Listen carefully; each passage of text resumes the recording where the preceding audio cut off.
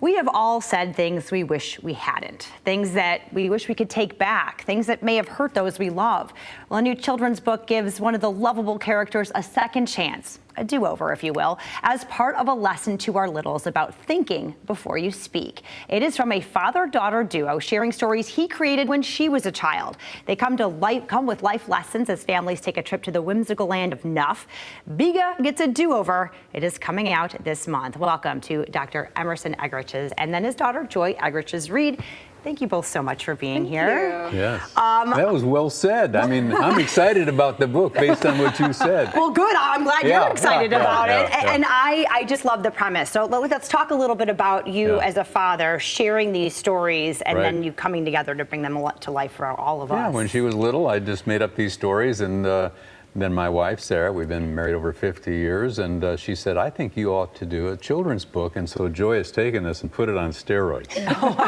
Well, I love that. I mean, and this is the world you work and live in. Yes. So talk about your background and what this was like working as a project. Yeah, well, as I've said, my dad and I have always been working together in one form or another. I used to direct the speaking events that my parents did, and then I became his literary agent. And so when we were talking through his next projects, and my mom said, you know, you need to get these communication principles that you two are so passionate about into a kid's book, because we want these principles for adults, but what better way to get it to adults if the grandparents or the parents are reading it to their kids? All right, start them early. Yes. You know, and so talk about bringing this to life. Obviously, these characters existed in story form, but then getting the illustrations and sharing the words with everyone. Talk about how long this project took and what it was like to do.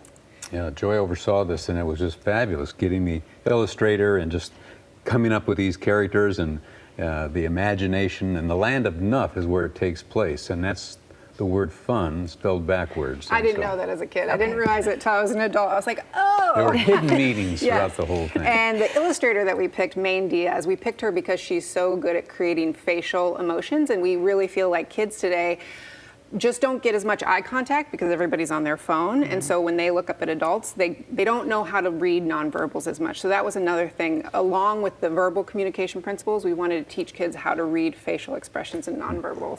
That's so important. Yeah. And then talk about some of the other names too, because it is very whimsical and very fun, but there are meanings to all of them. Biga, to be, and Duga, to do.